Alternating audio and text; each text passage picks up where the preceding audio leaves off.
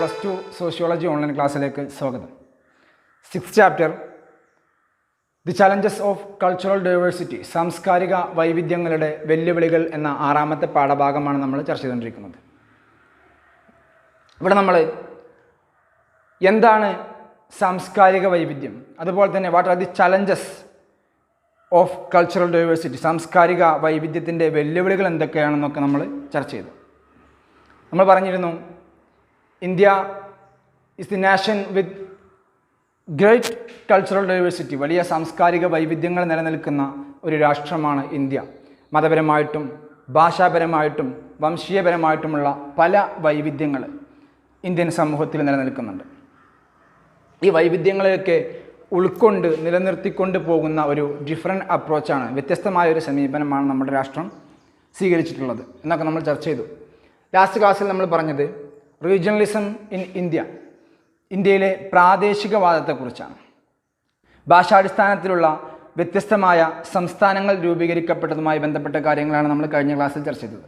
എന്തായാലും today we are going to discuss another topic, the nation state and religion related issues and identities. ദേശരാഷ്ട്രവും മതസംബന്ധമായ പ്രശ്നങ്ങളും സ്വത്വങ്ങളും.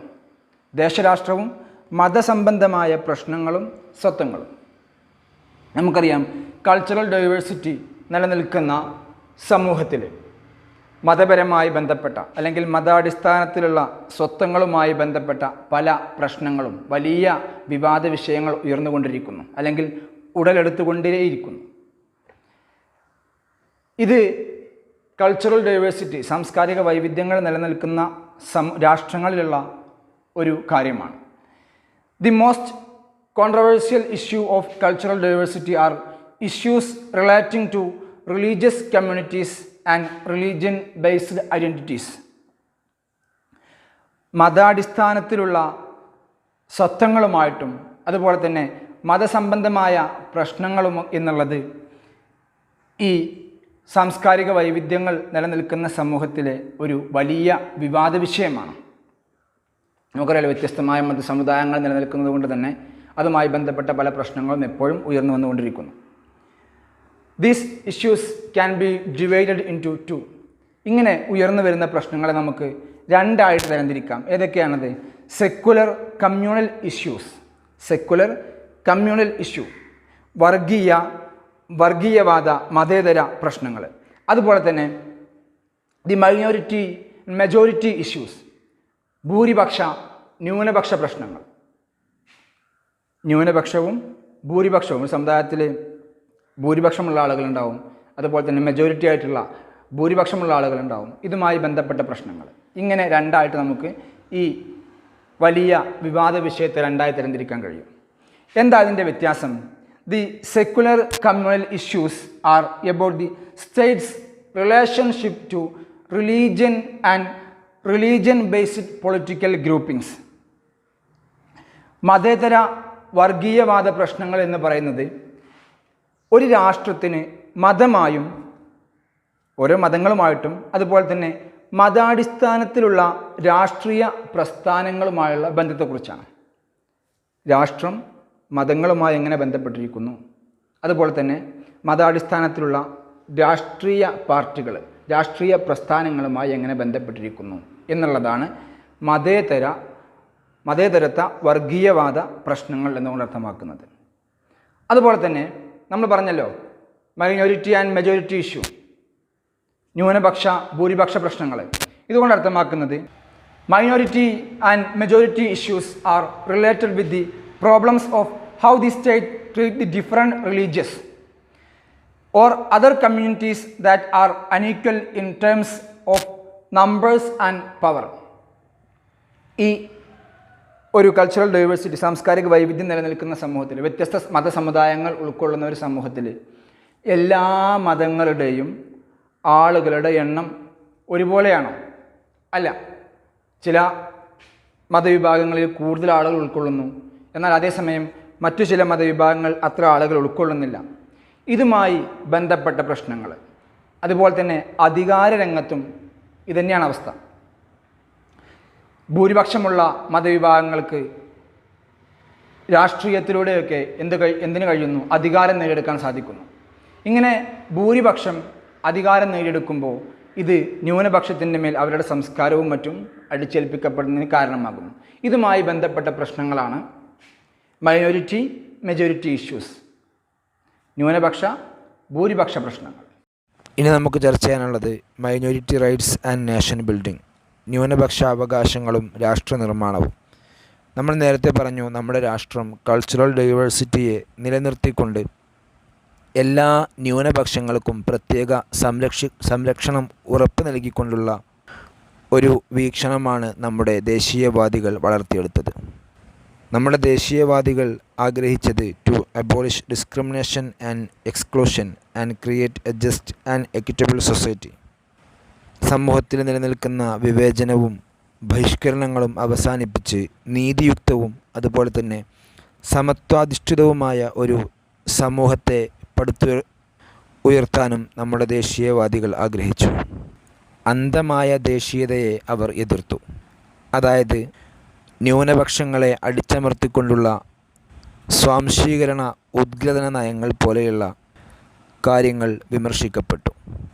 The ugly aspects of exclusive and narrow nationalism were criticized by leading figures like Mahatma Gandhi and Rabindranath Tagore. ദേശീയതയുടെ ഇടുങ്ങിയ വശങ്ങളെ ഗാന്ധിജി, രവീന്ദ്രനാഥ ടാഗോർ പോലെയുള്ള നേതാക്കന്മാർ ശക്തമായി വിമർശിച്ചു. Our national leaders realized that the ideas of inclusive nationalism would be effective only if it was included in the constitution. ഉൾക്കൊള്ളൽ ദേശീയത, അതായത് എല്ലാ ന്യൂനപക്ഷങ്ങളെയും ഉൾക്കൊള്ളിച്ച് അവർക്ക് പ്രത്യേക സംരക്ഷണം നൽകിക്കൊണ്ടുള്ള ദേശീയത ഭരണഘടനയിൽ ഉൾപ്പെടുത്തിയിട്ടില്ലെങ്കിൽ അത് ഫലപ്രദമാവുകയില്ലെന്ന് നമ്മുടെ നേതാക്കന്മാർ തിരിച്ചറിഞ്ഞിരുന്നു. The dominant group of India was trying to establish the domination of their culture or language or religion over the state. ഇന്ത്യയിലെ പ്രബല വിഭാഗം, അതായത് ഉയർന്ന വിഭാഗം, അവരുടെ സംസ്കാരവും അവരുടെ ഭാഷയും മതവും മറ്റുള്ളവരുടെ മേൽ അടിച്ചേൽപ്പിക്കാൻ ശ്രമിച്ചുകൊണ്ടേയിരുന്നു. അതിനാൽ തന്നെ ഉൾക്കൊള്ളൽ ദേശീയതയെ മുറുകെ പിടിച്ചുകൊണ്ട് ന്യൂനപക്ഷങ്ങളുടെ അവകാശങ്ങൾ സംരക്ഷിക്കേണ്ടത് അത്യാവശ്യമായ കാര്യമായിരുന്നു. പ്രബല വിഭാഗത്തിൻ്റെ താൽപ്പര്യങ്ങളെ ന്യൂനപക്ഷങ്ങളുടെ മേൽ അടിച്ചേൽപ്പിക്കുന്നതിനെ നമ്മുടെ രാഷ്ട്ര നിർമ്മാതാക്കൾ എതിർത്തു. For a strong and democratic nation, special constitutional provisions are required to ensure the rights of all groups, especially those of minority groups. കരുത്തുറ്റ ഒരു ജനാധിപത്യ രാഷ്ട്രം സ്ഥാപിക്കുന്നതിന് എല്ലാ വിഭാഗങ്ങൾക്കും, പ്രത്യേകിച്ച് ന്യൂനപക്ഷങ്ങൾക്ക്, സംരക്ഷണം ഉറപ്പുവരുത്തുന്ന ഭരണഘടനാപരമായ പ്രത്യേക വ്യവസ്ഥകൾ ആവശ്യമായിരുന്നു. ന്യൂനപക്ഷങ്ങൾക്ക് പ്രത്യേക സംരക്ഷണമേകുന്ന വ്യവസ്ഥകൾ ഇല്ല എങ്കിൽ പ്രബല വിഭാഗം അവരുടെ താൽപ്പര്യങ്ങളും അവരുടെ സംസ്കാരങ്ങളും ന്യൂനപക്ഷങ്ങളുടെ മേൽ അടിച്ചേൽപ്പിക്കും. ഈ ന്യൂനപക്ഷം എന്നുള്ളത് കൊണ്ട് എന്താണ് അർത്ഥമാക്കുന്നത്? According to sociological point of view, minority is not merely a numerical distinction. ന്യൂനപക്ഷം എന്നുള്ളത് കേവലം എണ്ണത്തിൽ മാത്രമുള്ള വ്യത്യാസമല്ല. എണ്ണത്തിൽ കുറവുള്ളതിന് നമ്മൾ സാധാരണ ന്യൂനപക്ഷം എന്ന് പറയാറുണ്ടെങ്കിലും സമൂഹശാസ്ത്രപരമായി ന്യൂനപക്ഷം എന്നതിന് മറ്റുള്ളവരെ അപേക്ഷിച്ച് വിഷമതകൾ, പ്രയാസങ്ങൾ അനുഭവിക്കുന്നവർ, അങ്ങനെയുള്ള വിഭാഗങ്ങൾക്കാണ് ന്യൂനപക്ഷം എന്നുപയോഗിക്കുന്നത്. അതിനൊരു ഉദാഹരണം നമുക്കറിയാം. വലിയ സമ്പന്നർ എന്നുള്ളത് ഒരു ന്യൂനപക്ഷമാണ്. എന്നാൽ പ്രത്യേക അവകാശങ്ങളുള്ള ഇവരെ ഒരു ന്യൂനപക്ഷമായിട്ട് കണക്കാക്കാൻ കഴിയില്ല. Minority means A relatively small and disadvantaged group. പ്രയാസങ്ങൾ അനുഭവിക്കുന്ന താരതമ്യേന ഒരു ചെറിയ വിഭാഗത്തെയാണ് ന്യൂനപക്ഷങ്ങൾ എന്ന് വിളിക്കുന്നത്. പല രൂപത്തിലുള്ള പ്രയാസങ്ങൾ അനുഭവിക്കുന്ന താരതമ്യേനയുള്ള ചെറിയ സംഘങ്ങൾക്കാണ് ന്യൂനപക്ഷം എന്ന് പറയുന്നത്. The members of the minority form a collectivity. ഇങ്ങനെയുള്ള ന്യൂനപക്ഷ വിഭാഗത്തിലെ അംഗങ്ങൾ ഒരു കൂട്ടായ്മ രൂപീകരിക്കുന്നു. ഇതിലെ അംഗങ്ങൾക്കിടയിൽ ശക്തമായ സംഘബോധവും ഐക്യവും ഒത്തൊരുമയും ഉണ്ടായിരിക്കും. ഇവർ അനുഭവിക്കുന്ന വിവേചനം അവർ ഒത്തൊരുമിക്കുന്നതിന് കാരണമായി. അതുപോലെ religious or cultural minorities need special protection because of the demographic dominance of the majority. ഭൂരിപക്ഷം വരുന്ന വിഭാഗത്തിൻ്റെ ജനസംഖ്യയുള്ള മേധാവിത്വം കാരണം മത സാംസ്കാരിക ന്യൂനപക്ഷങ്ങൾക്ക് പ്രത്യേക സംരക്ഷണം അത്യാവശ്യമാണ്.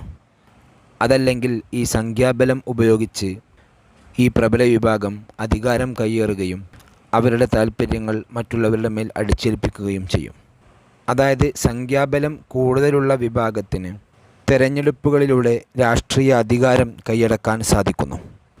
എന്നാൽ താരതമ്യേന സംഖ്യാബലം കുറഞ്ഞ വിഭാഗങ്ങൾക്ക് തിരഞ്ഞെടുപ്പിലൂടെ അധികാരത്തിൽ എത്താൻ സാധിക്കുകയില്ല.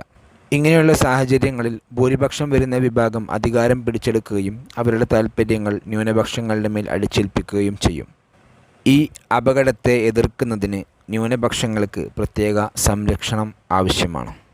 സ്വാതന്ത്ര്യ സമരകാലത്ത് നമ്മുടെ ദേശീയവാദികൾ ഇവിടെ നിലനിൽക്കുന്ന വൈവിധ്യങ്ങളെ അംഗീകരിക്കേണ്ട ആവശ്യകത മനസ്സിലാക്കിയിരുന്നു.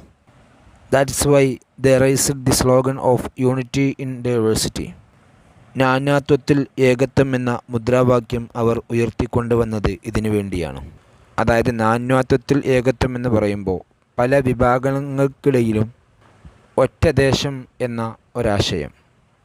ന്യൂനപക്ഷ അവകാശങ്ങളെക്കുറിച്ച് പല ചർച്ചകളും നടക്കുകയുണ്ടായി. ഇന്ത്യൻ ഭരണഘടന രൂപീകരിച്ചപ്പോൾ ന്യൂനപക്ഷങ്ങൾക്ക് പ്രത്യേക സംരക്ഷണം നൽകുകയും ചെയ്തു.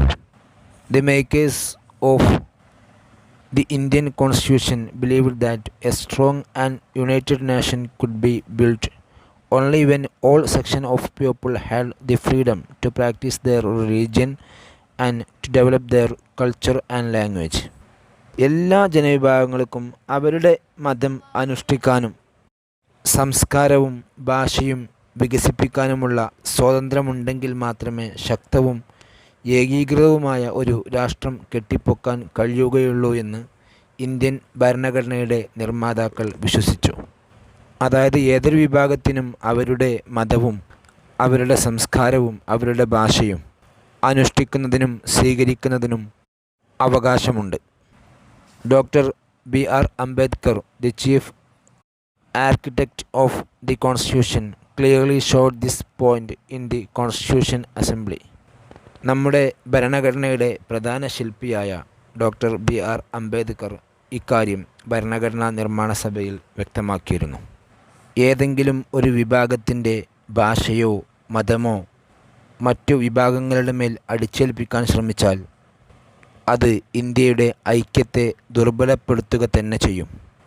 പാകിസ്ഥാനിലുണ്ടായ പോരാട്ടവും ബംഗ്ലാദേശിൻ്റെ രൂപീകരണവുമൊക്കെ, അതുപോലെ തന്നെ ശ്രീലങ്കയിലെ വംശീയ പോരാട്ടം, ഇവയൊക്കെ ഇതിൻ്റെ ഉദാഹരണങ്ങളാണ്.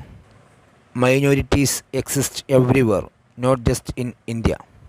ന്യൂനപക്ഷങ്ങൾ എന്നുള്ളത് ഇന്ത്യയിൽ മാത്രമുള്ളതല്ല, ലോകത്തെല്ലായിടത്തും ന്യൂനപക്ഷങ്ങൾ നിലനിൽക്കുന്നുണ്ട്. There are no countries without minorities. This is true even in countries like Iceland, Sweden or South Korea പോലെയുള്ള രാജ്യങ്ങളിൽ പോലും ഈ ന്യൂനപക്ഷങ്ങൾ നിലനിൽക്കുന്നുണ്ട്. Ambedkar says that minorities are an explosive force which, if it erupts, can blow up the whole fabric of the state. ന്യൂനപക്ഷങ്ങൾ ഒരു സ്ഫോടക ശക്തിയാണ്. അത് പൊട്ടിത്തെറിച്ചാൽ മൊത്തം രാഷ്ട്രവും തകർന്നു വീഴും. ഇവിടെ നമുക്ക് മനസ്സിലാക്കാം, ഒരു രാഷ്ട്രത്തിൻ്റെ നിലനിൽപ്പിന് ന്യൂനപക്ഷങ്ങളെ സംരക്ഷിക്കൽ അത്യാവശ്യമാണ്. ന്യൂനപക്ഷങ്ങൾക്ക് സംരക്ഷണം നൽകിക്കൊണ്ടുള്ള ഒരു ഭരണഘടനയാണ് നമ്മുടെ ദേശീയവാദികൾ കെട്ടിപ്പടുത്തിട്ടുള്ളത്. The rights and cultural diversity of minorities are mentioned in the Article 29 and Article 30 of the Indian Constitution. നമ്മുടെ ഭരണഘടന ന്യൂനപക്ഷങ്ങളുടെ അവകാശങ്ങളെക്കുറിച്ചും സാംസ്കാരിക വൈവിധ്യങ്ങളെക്കുറിച്ചും ആർട്ടിക്കിൾ 29, ആർട്ടിക്കിൾ 30 എന്നിവയിൽ പരാമർശിക്കുന്നു. മതത്തിൻ്റെയോ വംശത്തിൻ്റെയോ ജാതിയുടെയോ ഭാഷയുടെയോ പേരിൽ വിദ്യാഭ്യാസ സ്ഥാപനങ്ങളിൽ പ്രവേശനം നിഷേധിക്കാൻ പാടില്ലെന്നും എല്ലാ ജനവിഭാഗങ്ങൾക്കും അവരുടെ ഭാഷ, ലിപി, സംസ്കാരം എന്നിവ സംരക്ഷിക്കാനുള്ള അവകാശമുണ്ടെന്നും ഈ ആർട്ടിക്കിളുകളിൽ വ്യവസ്ഥ ചെയ്യുന്നു. അതുപോലെ തന്നെ എല്ലാ ന്യൂനപക്ഷങ്ങൾക്കും അവരുടെ താൽപ്പര്യങ്ങൾ സംരക്ഷിച്ചുകൊണ്ടുള്ള വിദ്യാഭ്യാസ സ്ഥാപനങ്ങൾ സ്ഥാപിക്കാനും നടത്തിക്കൊണ്ടു പോകാനുമുള്ള അവകാശമുണ്ടെന്ന് ആർട്ടിക്കിൾ 30 പറയുന്നു. ഇന്ന് നമ്മൾ ചർച്ച ചെയ്തത് ദേശരാഷ്ട്രവും മതസംബന്ധമായ പ്രശ്നങ്ങളും സ്വത്വങ്ങളും. ഇവിടെ നമ്മൾ പറഞ്ഞത് ഒരു കൾച്ചറൽ ഡൈവേഴ്സിറ്റി നിലനിൽക്കുന്ന സമൂഹത്തിലെ വലിയ വിവാദ വിഷയമാണ് ഇങ്ങനെ മതസമുദായങ്ങളുമായി ബന്ധപ്പെട്ട പ്രശ്നങ്ങൾ എന്നുള്ളത്.